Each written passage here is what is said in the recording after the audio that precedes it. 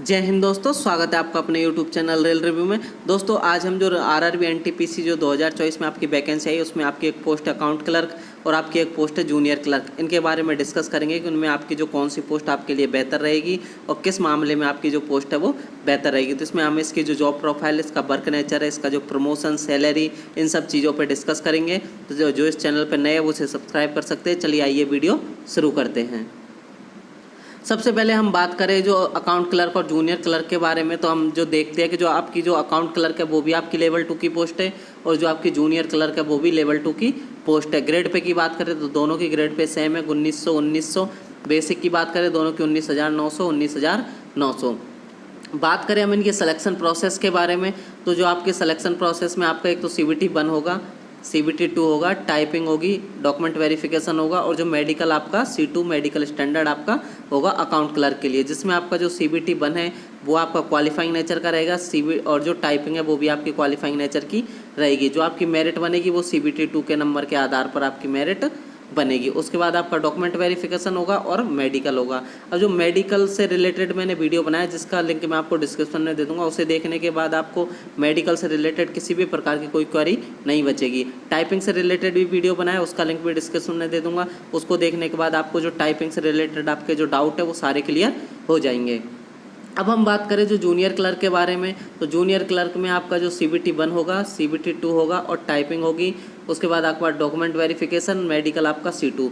तो जो आपका जो CBT 1 आपका वही क्वालिफाइंग नेचर, टाइपिंग भी आपकी क्वालिफाइंग नेचर रहेगी और CBT 2 के आधार पर आपकी मेरिट बनेगी। तो दोनों में जो अकाउंट क्लर्क और जूनियर क्लर्क में जो आपकी लेवल से, ग्रेड पे, बेसिक या सिलेक्शन प्रोसेस से रिलेटेड किसी प्रकार का कोई डिफरेंस नहीं है। दोनों में सारी चीज़ें लगभग सेम है। अब हम आगे देखते हैं। अब हम बात करते हैं ट्रेनिंग के बारे में। तो जो आपका अकाउंट क्लर्क है उसमें कहीं पे तो आपकी 45 दिन की ट्रेनिंग होती है और कहीं पे आपकी 30 दिन की ट्रेनिंग होती है। ये zone to zone, division to division vary करता है, चाहे 15 दिन की करवा सकते हैं, चाहे 30 दिन की करवा सकते हैं। जूनियर क्लर्क की हम बात करें इसमें 21 दिन की ट्रेनिंग होती है। ये भी division to division, zone to zone vary करता है, क्योंकि इसमें भी जो आपकी 21 दिन की ट्रेनिंग है वो या तो आपकी जो ZRTI है उसमें करवा सकते हैं, या फिर अगर ZRTI में नहीं करवाएंगे तो जहाँ पर आपकी पोस्टिंग होगी वहीं पर आपको काम करते हुए सिखा सकते हैं। तो आपकी जो ट्रेनिंग है वो जहाँ पर आप काम करोगे या जहाँ पर आपकी पोस्टिंग होगी वहीं पर आपकी ट्रेनिंग होती रहेगी काम करते हुए। तो दोनों की ट्रेनिंग इस तरह होती है। सैलरी की बात करें तो अकाउंट क्लर्क की जो सैलरी आपकी 40 के आसपास आपकी सैलरी मिलती है और जो जूनियर क्लर्क की बात करें तो जूनियर क्लर्क में भी आपकी 40,000 के आसपास सैलरी मिलती है। तो आपकी जो जूनियर क्लर्क है उसमें भी सेम सैलरी मिलेगी और अकाउंट क्लर्क दोनों में आपकी सैलरी सेम मिलती है। बात करें हम सिटी के बारे में, वर्क सिटी के बारे में, तो जो आपके अकाउंट क्लर्क है और जो जूनियर क्लर्क है दोनों की सिटी लगभग सेम होती है। जैसे आपका अकाउंट क्लर्क हेडक्वार्टर या आपका जो DRM ऑफिस में भी होती है तो जूनियर क्लर्क की भी होती है। अकाउंट क्लर्क की आपकी वर्कशॉप में भी होती है तो जूनियर क्लर्क की आपकी वर्कशॉप में भी होती है। उसके बाद सेड में भी होती है, उसके बाद RRB और RRC ऑफिस में भी होती है। तो आपकी जो सिटी है, जो मैक्सिमम टाइम में आपकी जो सिटी X और Y सिटी में आपकी पोस्टिंग रहेगी, लेकिन ऐसा नहीं है कि आपकी Z सिटी में पोस्टिंग नहीं हो सकती। जैसे वर्कशॉप वगैरह कुछ वर्कशॉप आपकी Z सिटी में भी है तो आपकी जो पोस्टिंग है वो Z सिटी में भी हो सकती है। लेकिन मेनली चांस है, मोस्ट ऑफ चांस कि आपकी जो सिटी है, जो वर्क सिटी है वो आपकी X और Y सिटी ही रहेगी। Z सिटी बहुत कम चांस है, क्योंकि वर्कशॉप भी ऐसा नहीं है कि बहुत ज़्यादा, वर्कशॉप भी बहुत कम है और वो भी जो Z सिटी में तो बहुत ही कम है। तो आपके Z सिटी में जो पोस्टिंग के चांस ना के बराबर, आपकी जो मेनली पोस्टिंग X और Y में होगी, दोनों में ही। वर्क प्रेशर की हम बात करें तो अकाउंट क्लर्क में थोड़ा सा कम वर्क प्रेशर है, लेकिन जूनियर क्लर्क में आपका थोड़ा सा ज़्यादा वर्क प्रेशर है। हम देखेंगे कि आगे कि वर्क प्रेशर ज़्यादा क्यों है। वर्क नेचर की हम बात करें तो दोनों का वर्क नेचर बेस्ट है। अकाउंट क्लर्क को भी आपको AC केबिन मिलता है, जूनियर क्लर्क को भी आपको AC केबिन मिलता है। अकाउंट क्लर्क की भी आपकी ऑफिस जॉब है, जूनियर क्लर्क की भी आपकी ऑफिस जॉब है। अकाउंट क्लर्क में भी आपका नाइट ड्यूटी नहीं लगती है, जूनियर क्लर्क में भी नहीं लगती है। अकाउंट क्लर्क में आपका संडे सैटरडे अगर हेडक्वार्टर DRM ऑफिस में तो ऑफ रहता है, जूनियर क्लर्क में भी रहता है। अकाउंट क्लर्क में आपका जो वर्कशॉप है उसमें जो ड्यूटी लगती है तो आपकी जो सैटरडे ऑफ रहेगा और सैटरडे आपका हाफ डे रहेगा और संडे आपका ऑफ रहेगा। तो जूनियर क्लर्क में भी आपका सैटरडे हाफ रहता है और संडे ऑफ रहता है। तो इस तरह आपका लगभग दोनों का सेम है। वर्क नेचर की बात करें तो वर्क नेचर भी दोनों का बढ़िया है।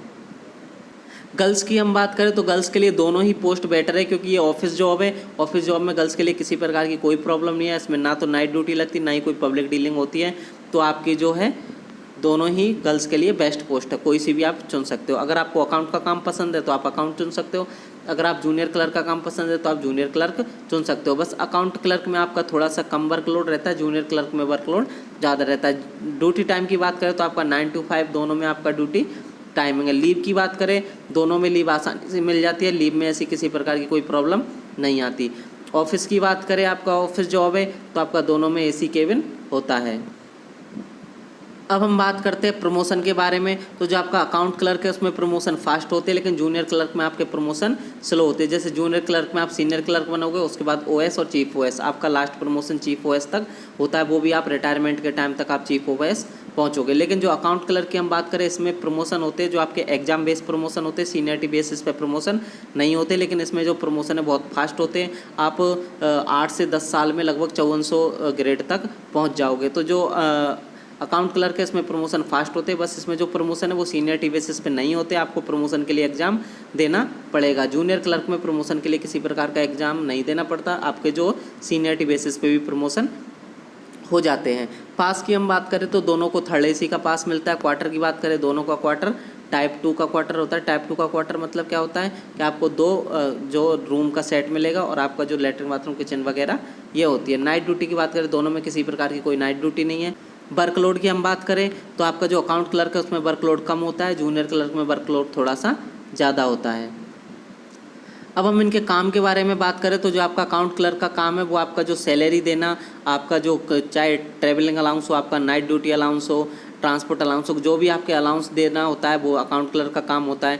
या किसी का कोई बिल पास करना होता है वो भी अकाउंट क्लर्क का काम होता है। यानी अकाउंट से रिलेटेड आपका जितने भी काम होंगे वो सब अकाउंट क्लर्क के काम होते हैं। जूनियर क्लर्क का क्या काम होता है, जैसे आपको अभी आपकी पोस्टिंग होगी तब आपको जो ज्वाइनिंग करवाएगा वो जूनियर क्लर्क या सीनियर क्लर्क आपकी जो पोस्टिंग करवाते हैं। आपका जो HRMS ID है उसे मैनेज जूनियर क्लर्क ही करते हैं। आपके जो पास PTO जनरेट करने का काम जूनियर क्लर्क करते हैं। आपकी लीव जनरेट करने का काम आपके जूनियर क्लर्क करते हैं। उसके बाद जो आपकी सैलरी बनाने के लिए जो अकाउंट क्लर्क के पास आपका मास्टर भेजता है तो वो जूनियर क्लर्क भेजता है। तो इस तरह जो आपके जो पर्सनल से रिलेटेड आपके जितने ट्रांसफ़र हो गया, प्रमोशन हो गया, वो उन सब की जो फाइलें देखने का काम जूनियर क्लर्क का होता है और अकाउंट क्लर्क का अकाउंट से रिलेटेड काम होता है। इसलिए जो जूनियर क्लर्क है उसमें वर्कलोड थोड़ा सा ज़्यादा होता है, क्योंकि काम इसमें बहुत सारे होते हैं।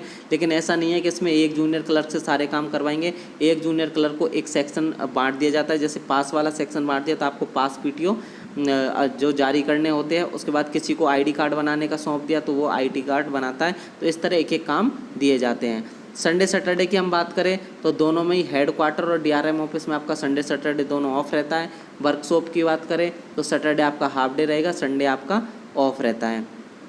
पीरियोडिकल ट्रांसफ़र की बात करें तो दोनों में किसी प्रकार का कोई पीरियोडिकल ट्रांसफ़र नहीं होता है। बस आपका ये है कि जो आपकी जो जूनियर क्लर्क है उसमें आपकी जो डेस्क है वो चेंज होती रहती है। जैसे मान के चलिए आपको कुछ साल ट्रांसफ़र वाली काम करवाया तो आपको उसके बाद किसी और काम को जैसे पास PTO में आपको डाल दिया, किसी वेलफेयर सेक्शन में आपको डाल दिया, तो आपको इस तरह डाल सकते हैं। कंक्लूजन की हम बात करें तो दोनों ही पोस्ट, अगर हम बात करें तो दोनों ऑफिस पोस्ट है, दोनों ही बेस्ट है। सैलरी की बात करें दोनों में लगभग सैलरी ठीक है, लेकिन अगर हम प्रमोशन की बात करें तो अकाउंट क्लर्क में थोड़े अच्छे प्रमोशन होते हैं और अकाउंट क्लर्क में थोड़ा सा वर्कलोड भी कम होता है। बाकी लगभग चीज़ें दोनों में सेम है। तो जो हमने जो कंपेरिजन देखा इसके आधार पर आप डिसीजन ले सकते हो कौन सी पोस्ट आपके लिए बेहतर रहेगी, कौन सी आपके लिए बेहतर नहीं रहेगी। इसी के साथ मिलते हैं किसी नेक्स्ट वीडियो में। धन्यवाद दोस्तों।